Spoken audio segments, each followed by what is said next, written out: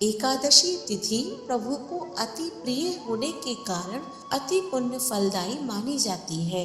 पुराणों के अनुसार इस व्रत से श्रेष्ठ कोई व्रत नहीं है। कहा जाता है कि जिसकी कोई कामना किसी भी कारणवश पूरी न हो रही हो, वह एकादशी का व्रत सच्चे मन से करे तो उसकी कोई भी मनोकामना अधूरी नहीं रहती है। सभी एकादशियों में मोहिनी एकादशी को बहुत ही पावन और फलदायी तिथि माना गया है। पौराणिक मान्यताओं के अनुसार जो भी व्यक्ति इस पावन दिन पूरे विधि विधान से व्रत रखता है तो उसके जीवन में सब कुछ कल्याणमय होता है। मोहिनी एकादशी का व्रत रखने वाले व्यक्ति मोह माया के जंजाल से मुक्त हो जाते हैं और उसे मोक्ष की प्राप्ति होती है। माना जाता है कि इस एकादशी का व्रत करने वालों के कई जन्मों के पाप भी नष्ट हो जाते हैं। मोहिनी एकादशी व्रत में कथा का भी विशेष महत्व है, तो आइए सुनते हैं मोहिनी एकादशी व्रत की कथा विस्तार से। नमस्कार और स्वागत है आपका सनातन ज्ञान और संस्कार चैनल पे। एक बार की बात है कि धर्मराज युधिष्ठिर कहने लगे कि हे कृष्ण, वैशाख मास की शुक्ल पक्ष की एकादशी का क्या नाम है तथा उसकी कथा क्या है, इस व्रत की क्या विधि है, यह सब विस्तार पूर्वक बताइए। श्री कृष्ण कहने लगे कि हे धर्मराज, मैं आपसे एक कथा कहता हूँ जिसे महर्षि वशिष्ठ ने श्री रामचंद्र जी से कहा था। एक समय श्री राम जी बोले कि हे गुरुदेव, कोई ऐसा व्रत बताइए जिससे समस्त पाप और दुख का नाश हो जाए। मैंने सीता जी के वियोग में बहुत दुख भोगे हैं। महर्षि वशिष्ठ बोले, हे राम, आपने बहुत सुंदर प्रश्न किया है। आपकी बुद्धि अत्यंत शुद्ध तथा पवित्र है। यद्यपि आपका नाम स्मरण करने से मनुष्य पवित्र और शुद्ध हो जाता है, तो भी लोकहित में यह प्रश्न अच्छा है। वैशाख मास में जो एकादशी आती है उसका नाम मोहिनी एकादशी है। इसका व्रत करने से मनुष्य सब पापों तथा दुखों से छूटकर मोह जाल से मुक्त हो जाता है। मैं इसकी कथा कहता हूँ, ध्यान पूर्वक सुनो। सरस्वती नदी के तट पर भद्रावती नाम की एक नगरी में धृतिमान नामक चंद्रवंशी राजा राज्य करता था।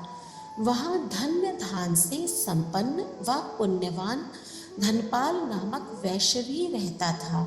वह अत्यंत धर्मालु और विष्णु भक्त था।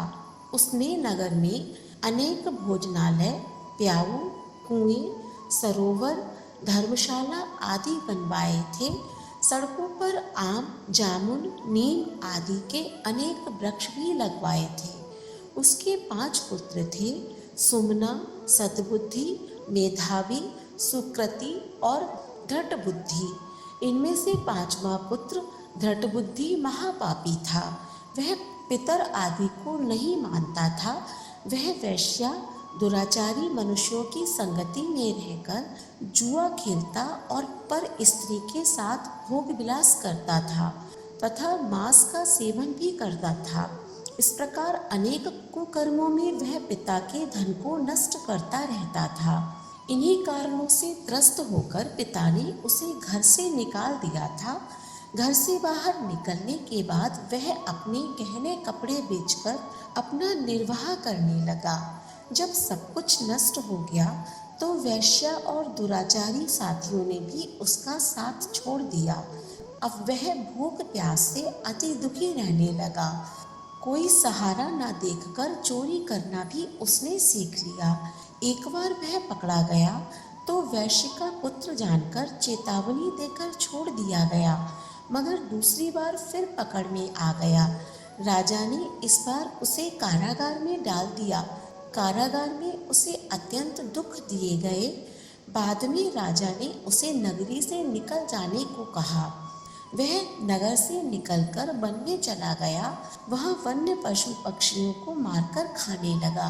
कुछ समय पश्चात वह बहेलिया बन गया और धनुष बाण लेकर पशु पक्षियों को मार मार कर खाने लगा।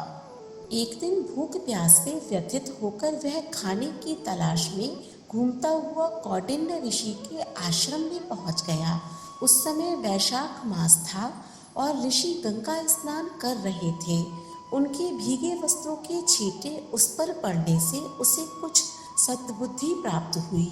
वह कौंडिन्य मुनि से हाथ जोड़कर कहने लगा कि हे मुनि, मैंने जीवन में बहुत पाप किए हैं।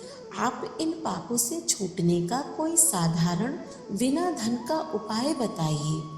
उसके दीन वचन सुनकर मुनि ने प्रसन्न होकर कहा कि तुम वैशाख शुक्ल की मोहिनी नामक एकादशी का व्रत करो, इससे समस्त पाप नष्ट हो जाएंगे।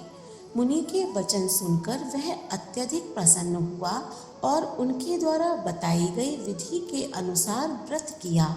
हे राम, इस व्रत के प्रभाव से उसके सब पाप नष्ट हो गए और अंत में वह गरुड़ पर बैठकर विष्णु लोक को गया। इस व्रत से मोह आदि सब नष्ट हो जाते हैं। संसार में इस व्रत से श्रेष्ठ कोई और व्रत नहीं है। इसके महात्म को पढ़ने से अथवा सुनने से 1000 गोदान का फल प्राप्त होता है। बोलिए विष्णु भगवान की जय। मोहिनी एकादशी के दिन इस कथा का श्रवण अवश्य करना चाहिए। इससे भगवान प्रसन्न होकर अपना आशीर्वाद प्रदान करते हैं। हमें उम्मीद है कि आज की कथा आपको पसंद आई होगी। मोहिनी एकादशी के दिन आप भी इस कथा का श्रवण अवश्य करें व ज़्यादा से ज़्यादा इस वीडियो को शेयर करें, जिससे और लोग भी इस कथा का श्रवण कर सकें। वीडियो अच्छी लगी हो तो कमेंट बॉक्स में ओम नमो भगवते वासुदेवाय लिखना ना भूलें। साथ ही ऐसी ही धार्मिक वीडियोस देखने के लिए हमारे चैनल को सब्सक्राइब करें। धन्यवाद।